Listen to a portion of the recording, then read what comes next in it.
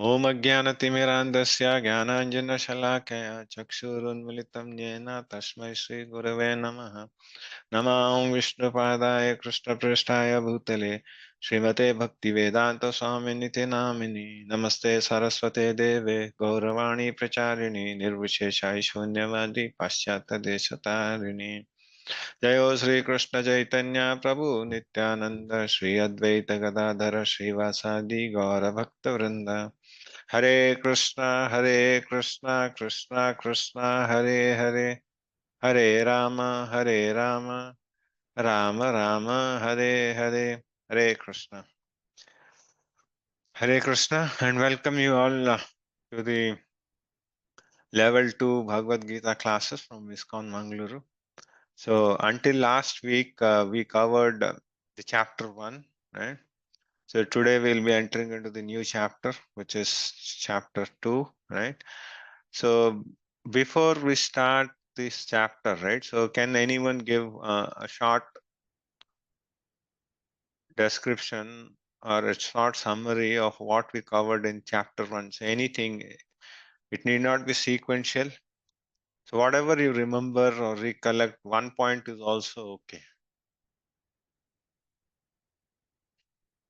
So if you want, you can raise your digital hands. I have not put anyone on mute, so you can go ahead.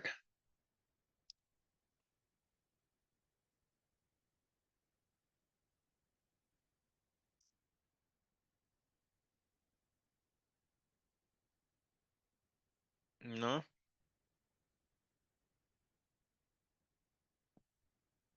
Madhav Prabhu, Hare Krishna, what do you recollect from chapter 1?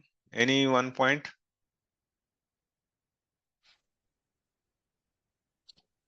Hare Krishna Prabhuji. Hare Krishna. Actually, from first chapter, just 5 things. Arjuna's compassion. Yes. That again, he has given reasons not to fight in the battlefield. Yeah, correct. So he said that there will be destruction of family traditions, there will be no enjoyment if there are no friends, right? Yes, Prabhuji. So, and then he's going to kill his own relatives. So that was something, right? And then, does anyone remember? So, what were the signs of victory which Pandavas had? Shweta Mataji or Riya Mataji?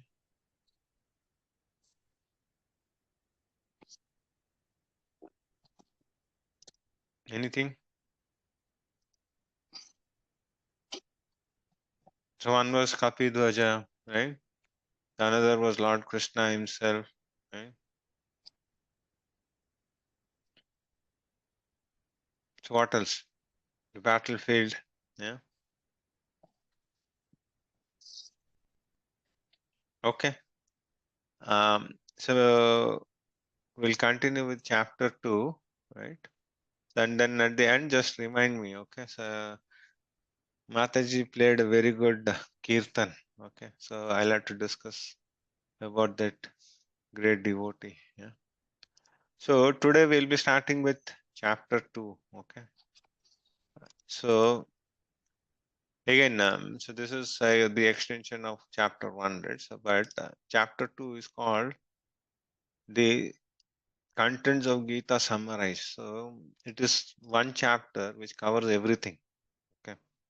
So the whole Gita is summarized here because Lord Krishna will touch all the things, right?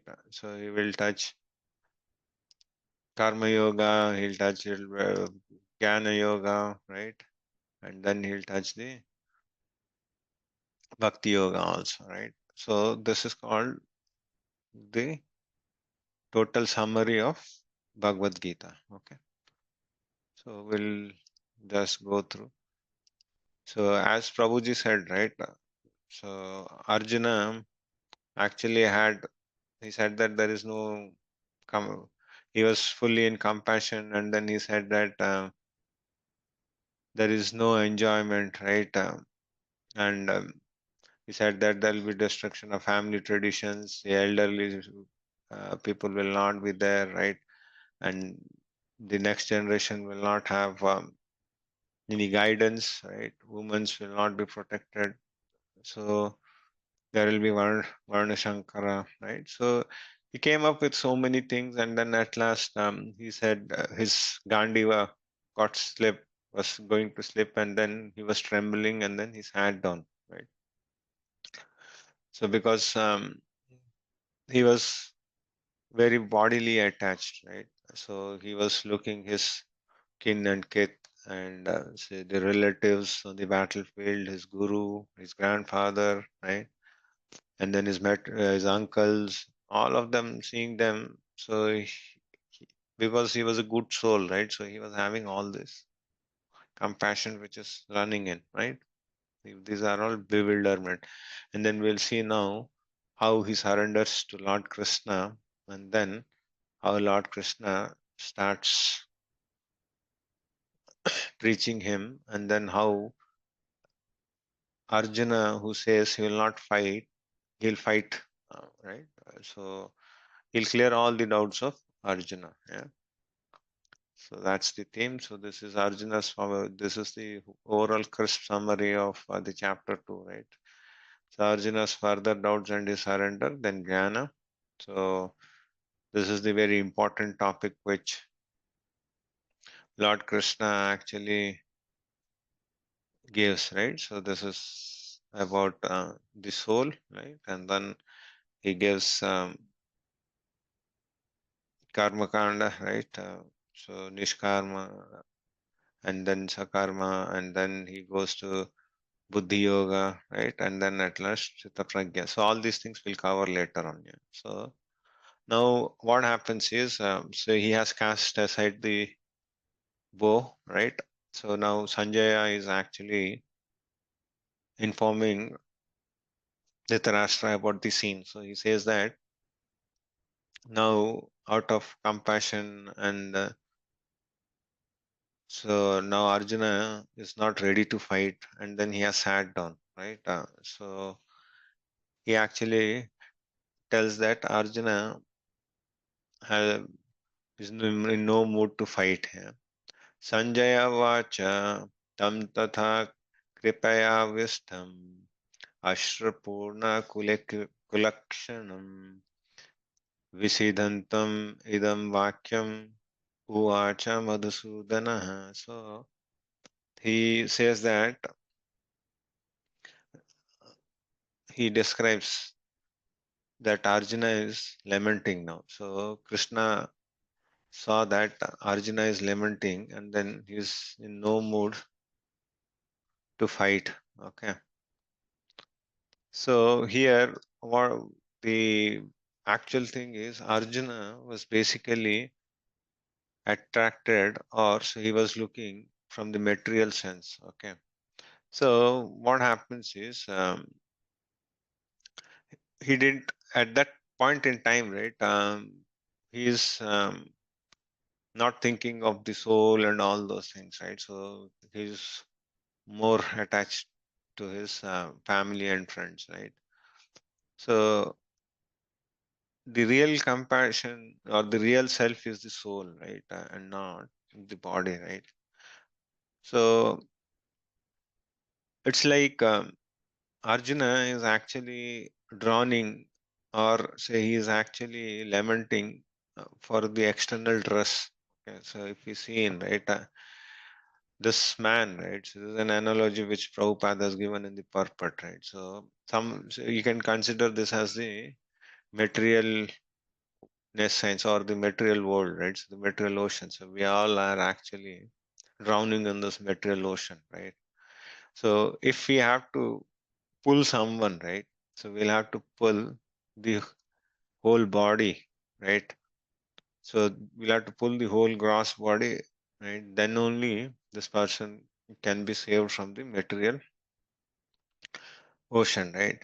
So there is no point if we actually pull, if we go and then pull out his shirt, right? So the external shirt, if we pull it out, right? So there is no point, right? We can't save a person from the ocean, right? So he's drowning. If someone is drowning, we'll have to pick him along with his gross body. But what is the point if we pull only the external shirt which is wearing, right? So if we pull the shirt, then the person is going to drown. Similarly, so the material body is like the shirt, okay? And then Arjuna is lamenting for the material body, so which is like the shirt, but the actual thing is the soul, right? So now you'll see that Lord Krishna will slowly teach these things, yeah. So now for the first time, right, here Lord Krishna will actually respond, because all this time, right, he was only listening, and it was Arjuna who instructed to actually take the chariot uh, to the battlefield, right? It's in the midst of the battlefield. So Krishna pulled the chariot, and then he said that we hold Arjuna, right? And after that, it's all Arjuna who is weeping, and then who is actually putting all his theory and then all his points, saying that say he's not ready to fight, and then he's going on speaking. Okay, so whole first chapter is all Arjuna's mostly, right? And then in second chapter also couple of verses he speaks. Now after listening so much, right? Now as he has sat down and then he's confused, the Lord knows him, and then the Lord says that it's Sri Bhagavan Vacha, right? For the first time. So again the word Bhagavan, right? So Bhagavan here, Lord Krishna, all throughout this Bhagavad Gita chapters, right? So whenever the Lord speaks, it is always Bhagavan, right? He is referred as Bhagavan. And then if you look, or if you read the purport, right, which Srila Prabhupada has written, so there, so the definition of Bhagavan is being given by Parashara Muni. Okay, so Parashara Muni happens to be the father of Vyasadeva. Okay, so he says that, so one who is full in riches. So there are six riches, right? So basically, if you look in the material world, right, say we are attracted to one who is having wealth, right? So who's very wealthy or very who's having good fame, good name, right? Say we all will be actually, or who's having good beauty, right? Say we all get attracted in the material world, right? So this is only a glance of it, right? So it's very temporary, okay? But the Lord has all the six riches in full, okay? Unlimited.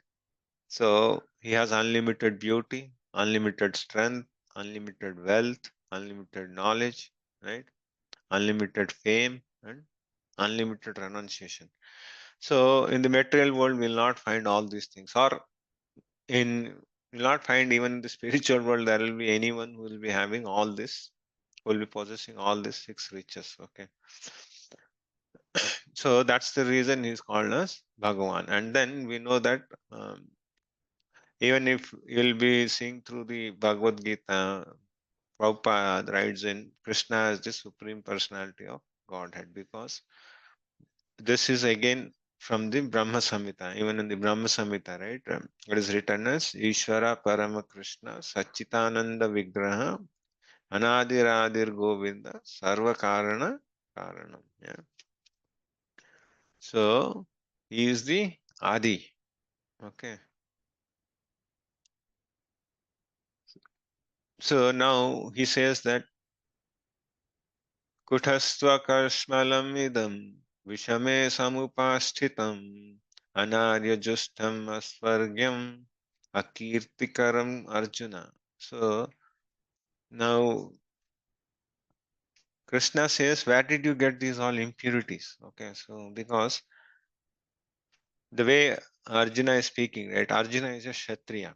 So Kshatriya is one who has to fight, right? So in the battlefield, say, he cannot say that I want to do renounce, I want to take, I'll live by begging, or I'll take the renounced order of life, I'll not pick the weapon. So these are all not the things which a Kshatriya should speak in, right? Similarly, say a Brahmana, right? So if a Brahmana is not able to educate others, right? So then there is no point of he being a Brahmana, right? So that's the thing. He says that where have you got these all these impurities upon, right? And then he says that these are the things which are not befitting you, Arjuna. Okay, because Arjuna is a great warrior, right? So only because the Lord has created such a scene so that we will get Bhagavad Gita. Okay, so only for that point in time, right? The Lord made Arjuna to think like that, right? Else these discussions will not come in. And then how will he revise Bhagavad Gita, right? And then for the next generations, we'll have to read this, right? So that's the reason this scene has been created. So it is something like in the family also, right? If at all there is a newlywed, and then if the daughter-in-law comes in, right? If the mother-in-law has to scold, right, she indirectly scolds to her daughter, right? So because she gives time for the daughter-in-law to settle, right? So if she has to say something, or she has to scold, then she scolds her daughter, right? So in that way only. So here, so Krishna is actually creating in these all pastimes you will see, right? So there will be one or the other pure devotees, so who will be going through these phases, and then Lord Krishna actually corrects them. But it is not for them. So those lessons are for us, because if they tell directly, if Krishna tells directly, right, we'll not understand. That's the reason. So there is a medium which he creates through, right? So as we saw, right, say Kshatriya should never actually turn back, either in the battlefield, or say if someone asks him for a gamble, right? So he should always accept and then move on. Yeah. So he says that this doesn't befit you, and then you are a great warrior. So, and then you may know that Arjuna had all celestial weapons, right? He fought, he even went to the heaven to help the demigods, right? So to fight, and then he got celestial weapons from Brahma, and then he has Pashupatra Astra from Lord Shiva. So he had so many, right? So he says that if you turn back and go, right, so people will not actually think that you turned your back because of this lamentation and all these things. Nothing doing, Arjuna. So people will talk ill of you, so they'll insult you, right? So that's not your job, right? So that's what Krishna tells Arjuna, right? And then he says, O son of Partha, do not yield to this degrading importance, right? It doesn't become you. Give up such petty weakness of heart, right?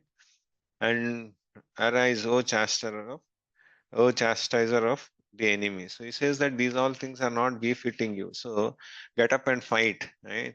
So you can't go. Even you're saying that say, you'll take the renounced order of life, but a Kshatriya can never do that. Okay. So at least 5,000 years ago, right, the Kshatriyas had that spirit. Say they can't actually live without ruling. Okay. Because they are administrators, right? So they need power. So without power, they can't. Even in any chance, if as Arjuna says, right, if they go for begging also, right? So the moment if someone doesn't give the alms or anything, right? So the chances are that they'll cut their hand. So it's not possible. So that's the reason Krishna says that this doesn't befit you, right? Because you are a great warrior, and then everyone knows him, right? So Arjuna said, "O killer of enemies, O killer of Madhusudana, how can I counterattack with arrows in battle men like Bhishma and Drona who are worthy of my worship?" So he is actually putting. So when Krishna actually said, right, these things are not befitting, right? Then he puts more stronger cases. Arjuna, he says that that's fine, but how can I actually send arrows to my grandfather and my teacher, right? So who are worthy of worship, right? Even if they actually scold me, or even if they abuse me also, right, that's fine, because they are elders, right? And then elders have to be respected, right? I can't actually shoot arrows onto them, right? So he says that leave about that. Even Srila Prabhupada writes that in the past, even a verbal say conflicts with the elders were not allowed. So he says that how can I do that, right? So in the past, so the younger generation never used to fight or never used to have any verbal, even verbally also they were never having any say discussions, or say any offending words also they'll not tell to the elders. So he says that even leave about fighting. So I cannot actually tell ill words to them, right? So he's putting another this one, yeah, question. So he's counteracting, and then he says that it would be better to live in the world by begging than to live at the cost of lives of great souls who are my teachers. Even though desiring worldly gain, they are superiors, right? If they are killed, everything we enjoy will be tainted with blood. He says that. So they are, so they are to be worshipped, and then so they have to be respected. How can I kill them? So he says that again. He goes into that mode only. He says that even if we win, what is the use of it when they are killed, right? So he says that, and again he'll put one more case. Okay, he'll say here itself, saying that Krishna, will you send? Again, he puts more weight to it. He says that you have only killed the enemies until now. So will you kill your grandfather and your teacher? So Arjuna asks that. So Krishna's grandfather is who? Ugrasena, right? And then his teacher is Sandipani Muni. He says that will you fight with them? So he's putting his case in that way. Yeah. And then you'll see next what happens. So now do we know which is better, conquering them or being conquered by them? So now Arjuna is in an indecisive mode. So he doesn't know. So what to do? So whether I should fight and win the battle or get conquered, right? So he's fully confused. And then these things happen then and there to us also, right? So in one place or the other, right? So we also get confused in our routine life, in our day-to-day activities. So what shall one do? So when we have so many perplexities, when we have doubts, right? Or so you don't know where to go. So what is the best thing to do? Anyone? What do we do in general, say in your material life, right? So this is nothing to do with spiritual lives. I'm just asking in general, right? It's a generic question. So if at all we are in a situation, right, so where we are totally confused and then we don't know what to do. So what do we do?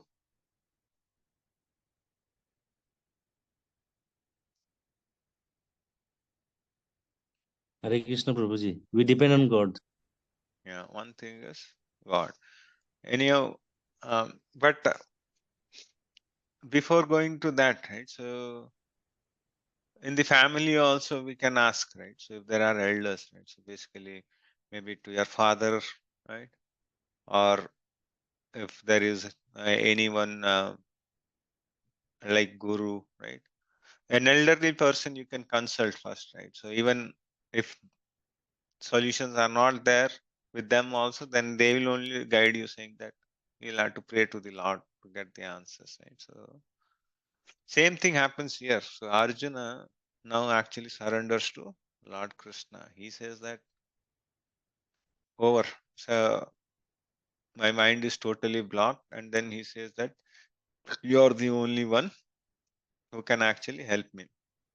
But and one more thing I missed. So when Arjuna was lamenting, right? So Dhritarashtra was feeling happy, saying that okay, chalo.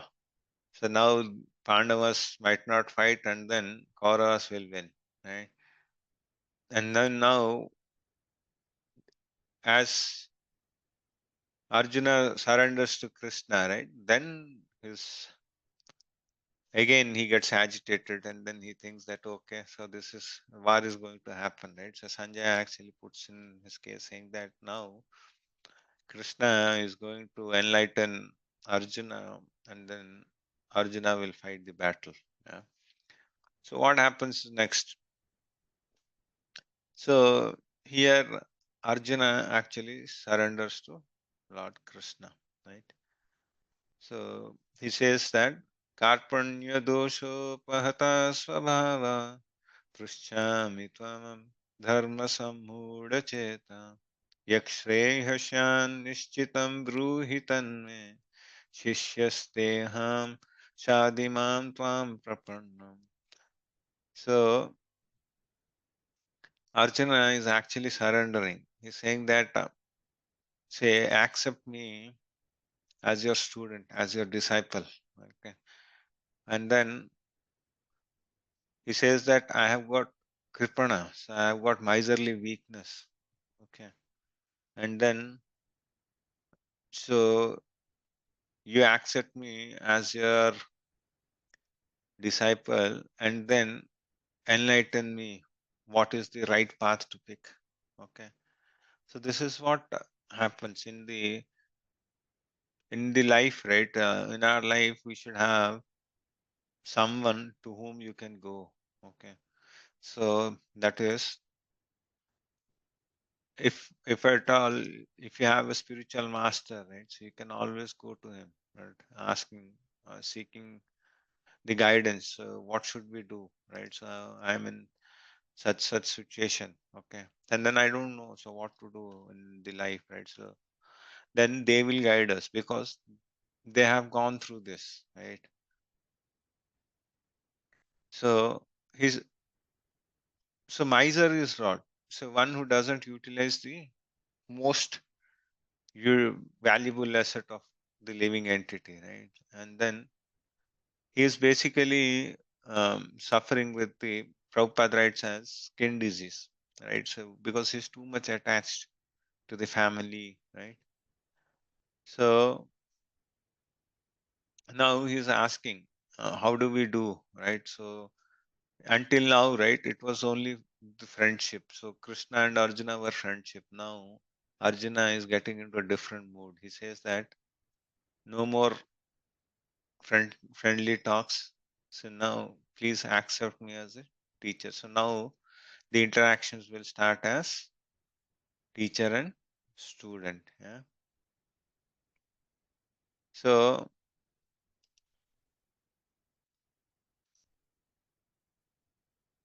yeah. So Arjuna continues to give the reasons of so Kripanas are miserly weakness. So this is what we covered in, right? So sources of perplexities are like forest fires, okay? Because once they start, right, so it may go to any extent. So you don't know, right? So day in and day out, so you'll be absorbed in it, right? So you lose your control, right? So you'll have to surrender to a bona fide spiritual masters, right? So and then say he'll actually guide you into the proper way, right?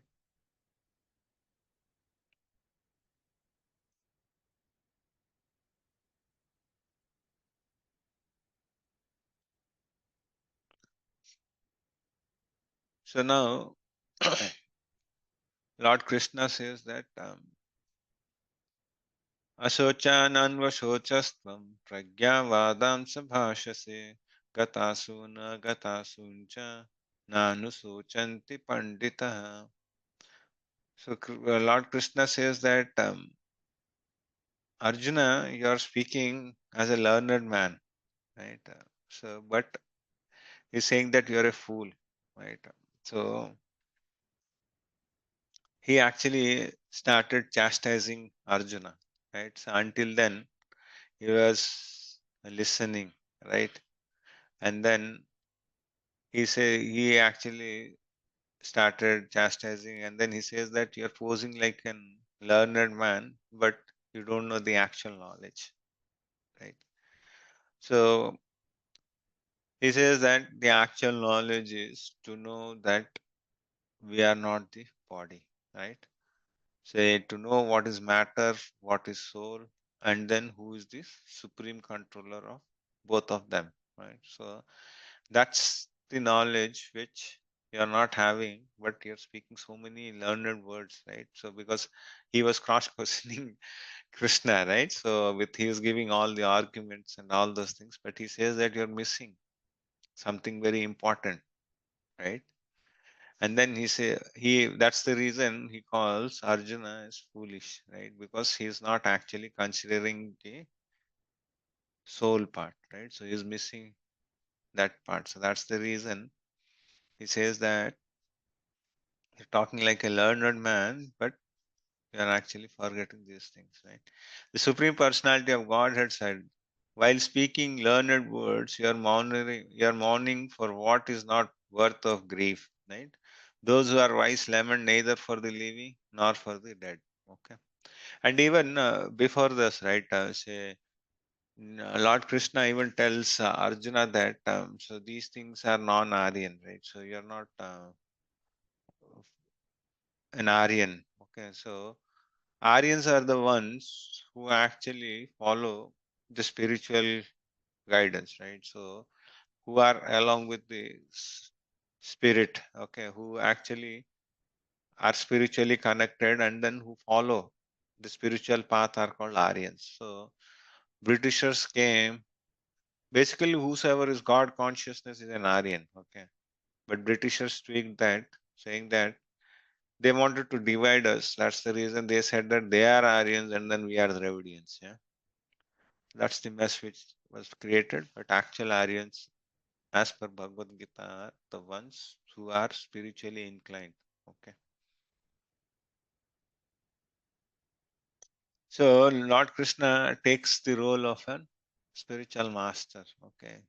He chastises Arjuna, right? So talking as a learned man, but he's talking foolishly, right? So because he has he's not taking the soul and body, right? So a learned man, who is a learned man? A learned man is one who differentiates body and soul. So who doesn't lament for the body, right?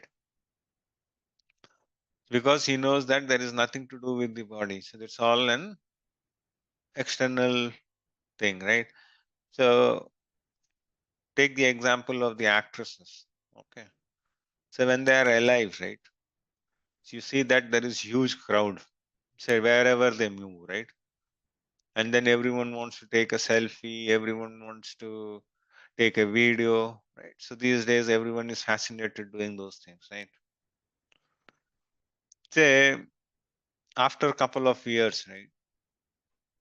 Say maybe at the age of 70, she dies. And then the dead body is there. So will someone go and take a selfie with her? No, isn't it? So the body is temporary, right? So the glam and glory of the body is very temporary. So it will be there for some time on. So maybe if you're fortunate, maybe for 100 years, maybe 80, 70, 60. Right? Kali Yuga is coming in, so is moving on. So the age is also decreasing day by day, right? The lifestyles have changed. We are more westernized these days, right? So that's the thing, right? So the consciousness in the body is due to the soul, right? So if the soul is not there, right, there is no use of the body, right? So if the body is dead, right, so nobody would like to touch also. So it will start smelling, right? If you leave it for a longer time, the body stinks, right? Even the family members will not come near to that body. So if it stinks for more than, if it is not kept in ice for a longer time, right, in an ice box. So that's the differentiation which a learned man has, right? So you'll see through in the coming chapters where a learned man sees everyone equally because he sees spirit soul, right? So that's a different stage. That's an advanced stage. So where, say, one sees everyone equally, right? So he sees equally insects, birds, animals, reptiles, humans, right? Because he sees everywhere a soul. He doesn't see the external covering. Okay. Knows difference between body and soul. So body is temporary and soul is eternal, right? So whenever somebody dies, right? What people say, he left the body or she left the body, right? But what has left the body? The body is there, right? The body is visible, but what has left? Its soul. Yeah? The soul has left, which is eternal. So it has, it is going to the next journey. Okay. So soul never dies. What is getting dead is the body, right? Anything material, right? So it'll, if it is born, right? So it has to go through the six phases, right? It has to born, it has to live, it has to grow, it has to create some byproducts, it dwindles, and then at last decays. So that's the dharma of the material body. So anyone who has taken birth in this material body has to die one day. So that is the nature. So nobody can stop it. Yeah. But the soul is never dead. So it is eternal. So it moves to the next body. Right.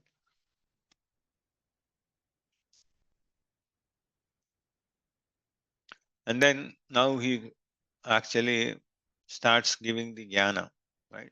So he has said that this body and soul are two different things, right? So the consciousness is due to the soul is eternal, right? So the body is perishable, right?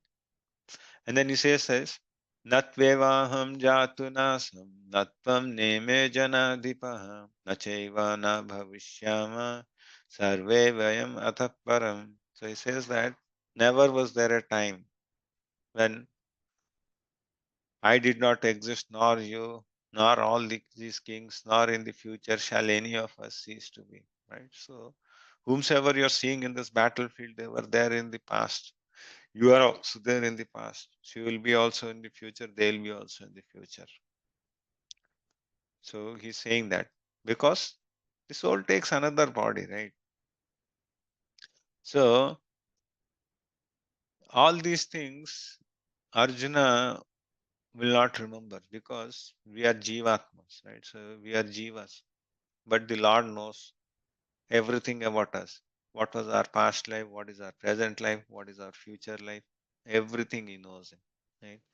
So even you'll see the verses coming in, so where He says that He knows everything, but He doesn't give that um, remembrance to us of the past. Even all those things will be covered in the coming chapters. Yeah. So He says that all these things are just changing the body, right? So he's telling so that there is nothing to lament.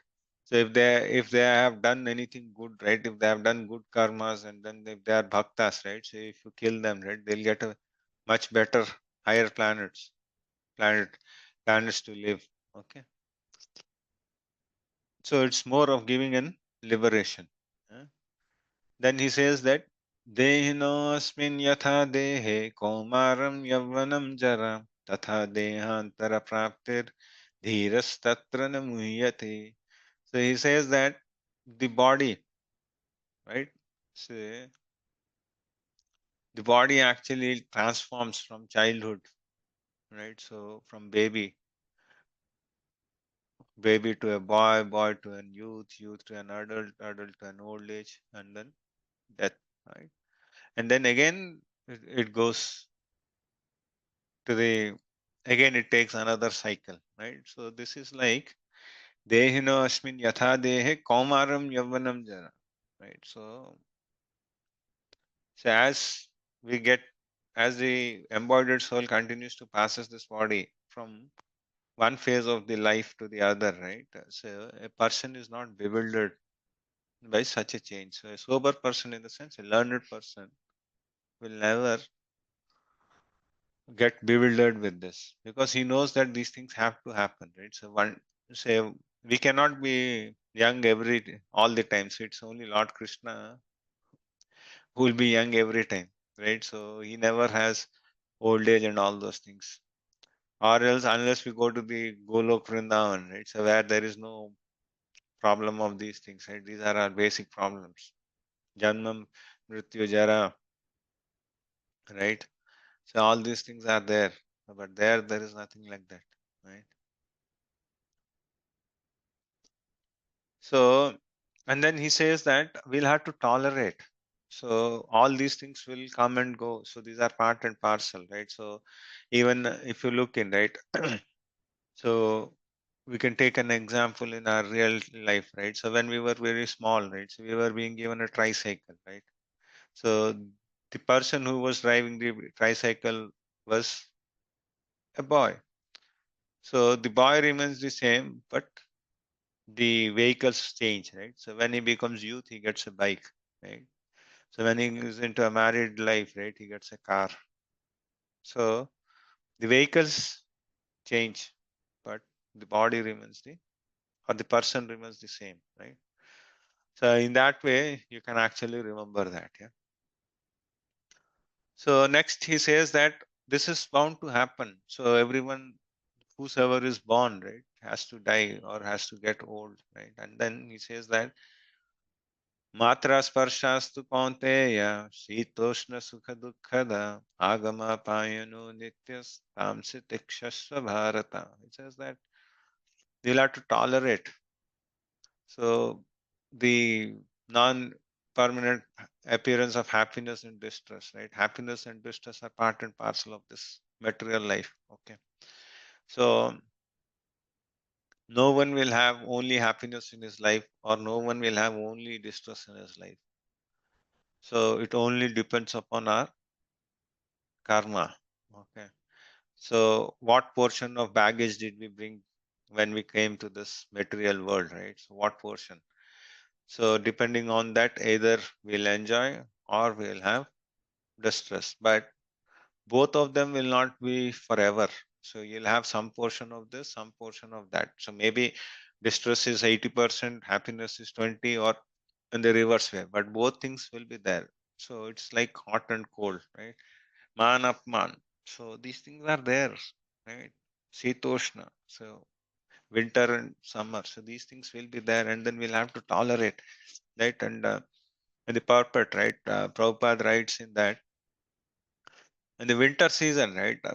So we all take bath early in the morning and then do our sadhana, right? But that doesn't mean that we stop because it is too cold, right? You'll not bath and then you'll not do your sadhana. So we do it, right? So everyone gets up in the morning, they take bath, and then they do the sadhana, right? So it doesn't matter so whether it is winter or what. Now, if in the Kumbh Mela, right, so the water is very chilling. So does that mean that people will not take a dip? Whosoever is going to Kumbh Mela will take a dip in the freezing water, right? So we'll have to tolerate all those things. Similarly, Matajis, right? So Matajis during summer, right? So it's boiling, and then they enter into the kitchen, right? So the heat is produced from the gas stove. So do they stop cooking? So it moves on, right? So that way, so we'll have to, Lord Krishna says to Arjuna that we'll have to actually tolerate them and then move on, right? So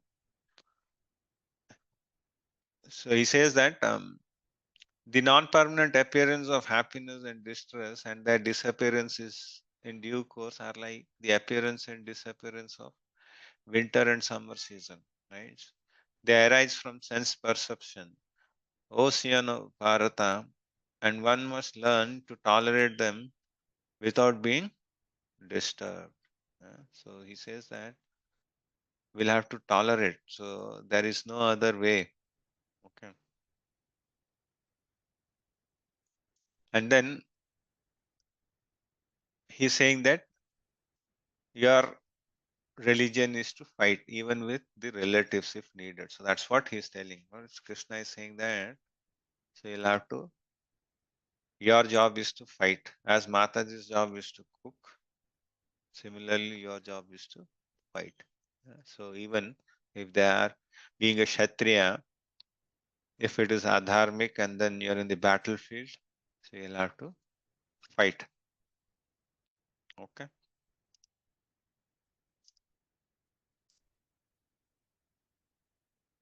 Yeah. He says that, oh, best among men, the person who is not disturbed by happiness and distress and is steady in both is certainly eligible for liberation. So who is equipoised for both the things, right? In happiness and distress. So he is eligible for liberation. Okay. So here I will just give you a short example of Bharat Maharaj. Okay. So Bharat Maharaj. So this is not the Bharat Maharaj of Ramayana. Okay. So there is another Bharat Maharaj. So due to his pious ruling, right, we got this name of India as Bharatvarsha. Okay. So he actually in one of his lifetime, right? So he was attracted to a deer. He was a very pious king. He renounced his life. He went to the forest, and then he went to the forest. Um, he took sannyas basically, vanaprastha, and then he went to the forest. So wherein he was actually spending his life in spiritual. So what happened is one day he got attracted to a deer. So which came to his hermitage. So his attraction, he got distracted, and then he was attending to the deer, and then one day the deer fell in a ditch. So he was searching, and then he also fell into a ditch, and then in next life he was a deer, and then next life he becomes Jada Bharata. So Jada Bharata, so and then he was actually remembering all his past lives. So he got an special boon because he was a pure devotee.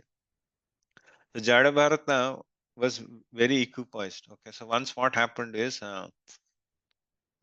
so he was basically tortured by his brothers, his family members, society. So he never used to speak because he knew that once he starts speaking and then he gets into this material entanglement again, he's going to lead a similar life. So he wanted to go back to the Godhead in that life.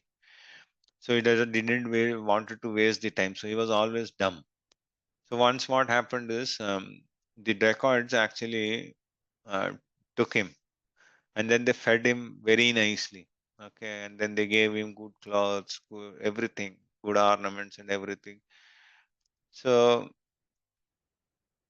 he was he was very equipped. So he didn't react anything. And then what happened is the reason they actually gave all those things is they wanted to do a bali in front of Kali Mata.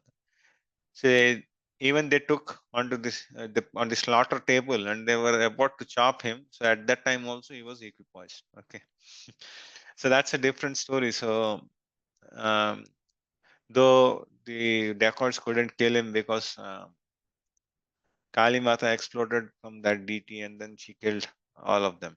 Okay, the Dacoits. So that's the ways. So in very advanced stage, right? So they don't see the difference. Yeah. Those who are seers of the truth have concluded that out of the non-existent, the material body, there is no endurance, and the eternal soul, there is no change. This has been concluded, okay, by studying the nature of both. So this has been informed. So that which pervades the entire body, you should know to be indestructible.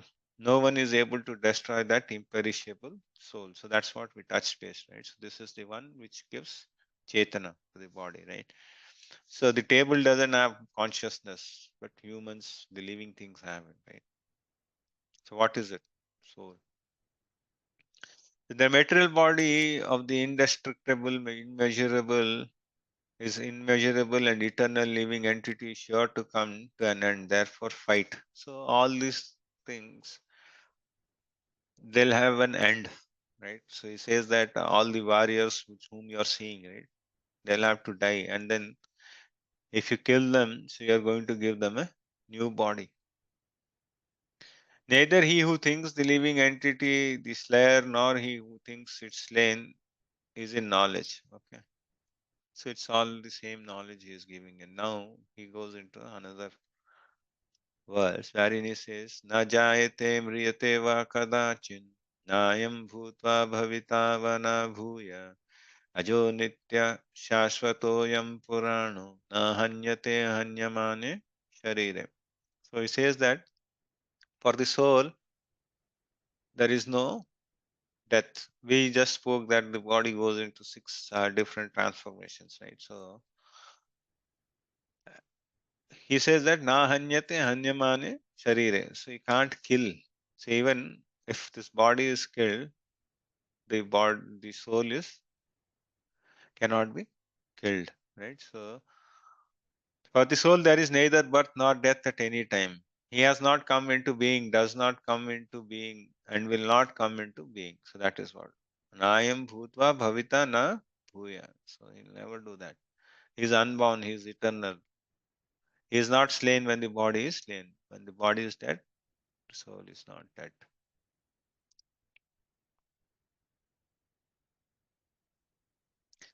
How can a person who knows that the soul is indestructible, eternal, unborn, and immutable kill anyone or cause anyone to kill? So, so this is all until 30th verse, right? So he gives all the gyan for about the soul and the body, right? So here again, Krishna says that Vashamsi jirnani yatha vihaya navani grihnati naroparani tatha sharirani vihaya jirnani anyani samyati navani dehi. So he says that so the external body, right? So we know that the soul is not dead. He's saying that so the soul is changing the bodies, right? So as if we are changing the clothes, right? So he says that as the clothes get older, right? So we actually remove it and then wear a new one, right? Similarly, so when this material body is finished, right? So that's an old body covering. The soul goes to a new body covering. So it takes a new dress, right? So there are 84 lakh species, right? So we get evolved into so many species, right? So there are aquatics, there are four-legged, two-legged, right? Animals, and then there are birds, bees. So there are so many, right, species. And then that's the reason it's being said that the human form is very rare and then we should utilize it, right? So that at least we try that we get a human form next time and then do bhakti and go back to Godhead, right? As a person puts on new garments, giving up old ones, the soul similarly accepts new material bodies, giving up the old and useless ones. Yeah. So that is how this verse says in. Okay.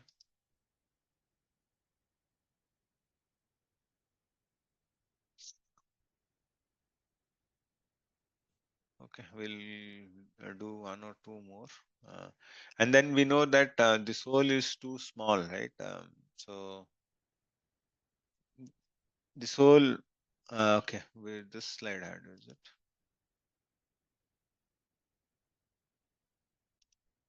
Okay, anyway, so the soul is very small, okay, and then everyone knows, right? What's the size of the soul? So the soul is the size is 1/10,000 time of the tip of our hair. So it is so small, okay. And then the soul cannot be killed. So you cannot use any weapons to kill the soul. Okay. So that's what the next verse says, right? Nainam chindanti shastrani, nainam dahati pavaka, nachainam kledayanto api, nashoshati maruta. So your soul can never be cut. So you cannot use any weapons to kill, right? You can't use any weapons to kill, right? So nor the wind, nor the fire, nor the water. So none of them can actually kill the soul. So Hare Krishna, we'll stop here, I think, because we spoke a lot of things, and then to digest this, it will take some time. So we'll stop here, and then, but before that, right, I just wanted to share something which we saw at the beginning of the class. So thank you, Shubhra Mataji, for bringing that kirtan. So I'll have to. So hope you are able to see this picture, right? So it's not that clear because I had to take a snip from Mataji's video. So he's Arendra Prabhu. Okay. So he's a direct disciple of Srila Prabhupada. So who was in Vrindavan. Okay. And then he is the he is the one who started 24 hours kirtan in Vrindavan in Krishna Balaram temple, right? So he is the one who started the 24 hours kirtan in Vrindavan. Yeah. So yeah, his kirtans are very ecstatic. Yeah. So anyone gets carried away with his kirtan. So he was a very pure soul. And so what happened is, so for one of the devotees, the Prabhupada actually came in his dream, and then he said that we should have 24 hours kirtan. So the devotee came and shared with Arendra Prabhu. So Arendra Prabhu said that yes, so this is what Prabhupada wanted me to do. So he actually did 24 hours kirtan.